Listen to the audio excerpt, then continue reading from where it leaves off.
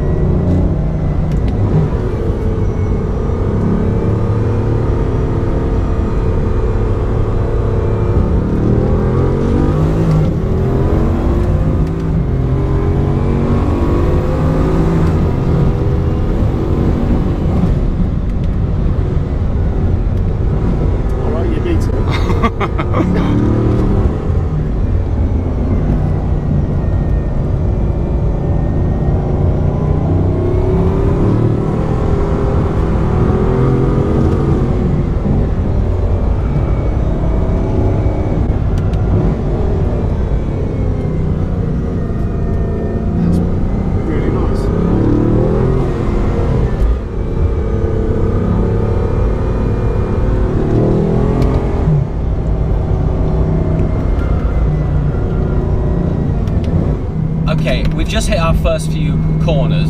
I know on paper this car isn't by convention light, but like freakishly it feels it.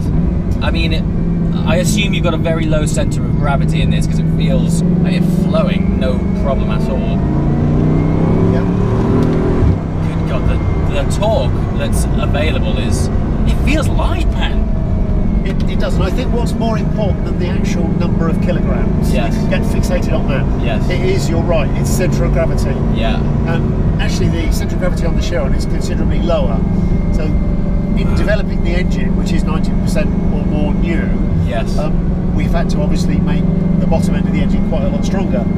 So that's added weight. So to get rid of the weight again, things like the inlet manifold is a totally composite piece now. Yes. And so we've taken a lot of weight off the top of the engine. The engine weighs the same as it did in the Veyron, but the CG is considerably lower. In terms of low down torque, I mean, I am feathering this throttle, and I feel like we're actually being drawn along the road by more of a magnetic pull, actually. It's got such effortless torque. It's an incredible feeling. And that's down to the two-stage turbocharging that we spoke about a bit earlier. Yes. Which is that we use just 2 turbos early on. Here's a straight bit, see what you think.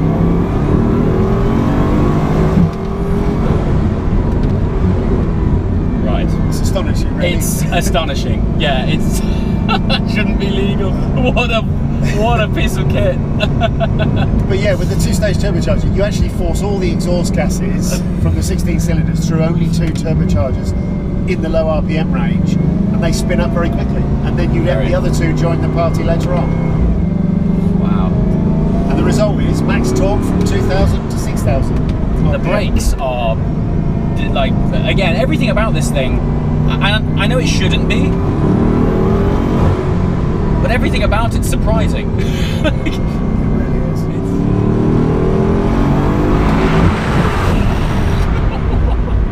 It's amazing. And the traction is even in first gear. sensational, isn't it?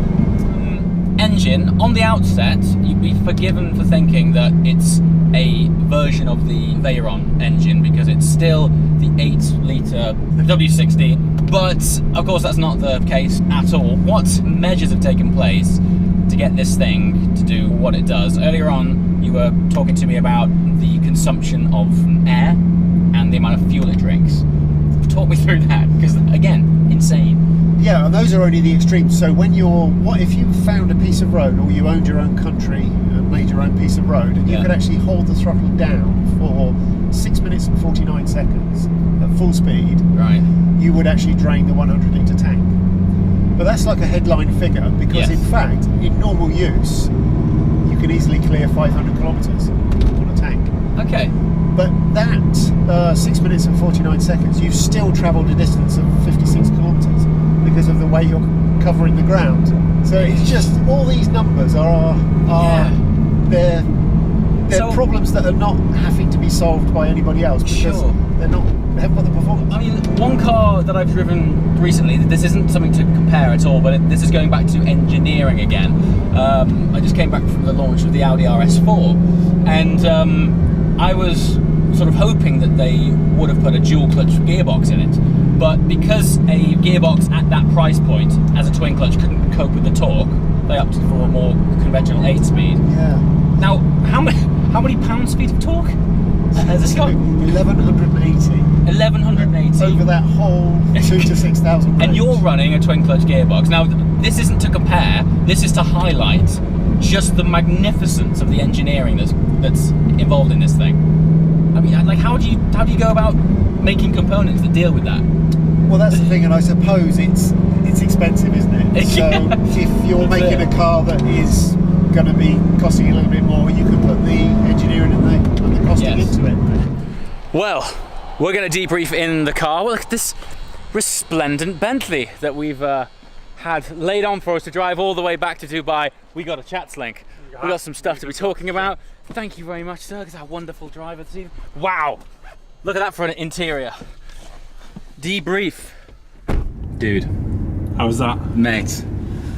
It's, I mean, so my angle, if you're at the end of the video now, it's easy to talk about how fast it is. Yep. I wanted to highlight the sort of engineering genius behind how it's so fast. Okay. Because it reaches this sort of realm of speed where all of a sudden everything is just magnified, well, 3,000 times. So Andy was giving me a stat that the centrifugal g-force on the dust cap of the tyre, I think it weighs something like 2.4 grams when it's static, and it weighs like over 7 kilograms when it's at top speed.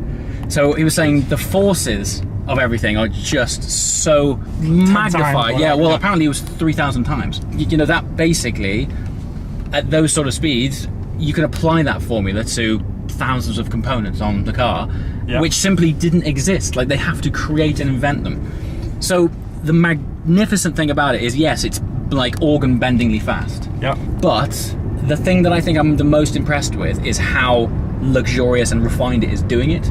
Like, there's cars which are as fast, but there's nothing. There's no. But they're just stripped out, and that's it. It's just, that's it, and it's a very different experience. I can't think of anything that does what that thing does. Like, well, we're in Bentley now, and the Chiron is as luxurious, if not more.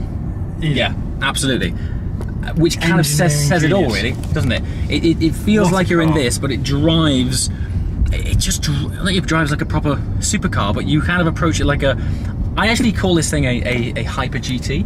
Yeah, because it's so much luxury, easy. You could cruise in it easily. You know, it's got a fabulous sound system in it, like plush leather.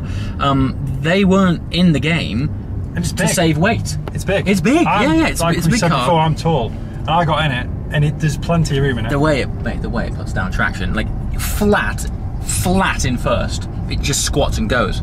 And that is deploying savage amounts of torque. 1500 brake horsepower. 1500 brake horsepower, and it just goes. And the rate at which it covers ground is quite scary. How was the braking compared to what you thought? Much when that better. air brake comes up, it's like throwing a parachute out behind you. It's brilliant.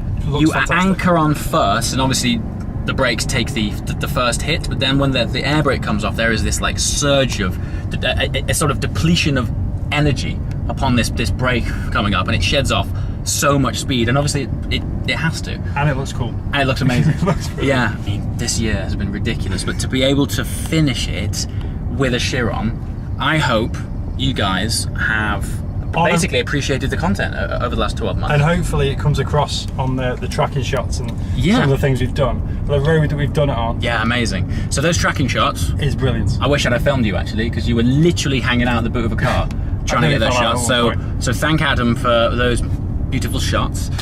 Comments below. This is a Christmas special, so Merry Christmas and Happy New Year. And yeah, I'd love to hear from you in the comments below. Hand clap symbols for a round of applause for Adam getting some great tracking shots. And yeah, who knows what 2018 will bring, but we have some stuff in the pipeline, and I have a feeling it's going to be quite epic. What a day. See you soon. Ciao.